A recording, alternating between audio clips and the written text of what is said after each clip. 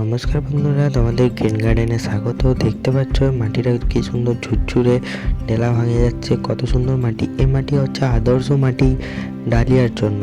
এই মাটিটাতে স্পেশাল কিচ্ছু নেই, শুধুমাত্র মাটি, ভার্মিকম্পোস্ট, হাড় গুঁড়ো, শিংকুচি এক চামচ করে, আর কিচ্ছু না। তো এর মধ্যে একটা ছোট্ট টিপস আছে, যেটা ভিডিওটা পুরোটা দেখলে তোমরা বুঝতে পারবে। এবার দেখতে পাচ্ছ মাটিটা পুরো কুড়িয়ে নিচ্ছি, টবের নিচে দিলাম খানিকটা।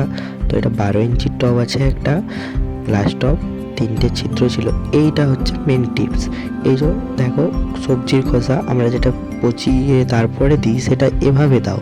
আগে মাটিটা তলায় দিয়ে দিলে, কিছুটা মাটি দেওয়ার পর 4 ইঞ্চির মতো মাটি দেওয়ার পরে সবজির খোসা তলায় দিয়ে দাও, তাহলে হিউজ পরিমাণ নিউট্রিশনটা গাছ পেয়ে যাবে পরবর্তীকালে।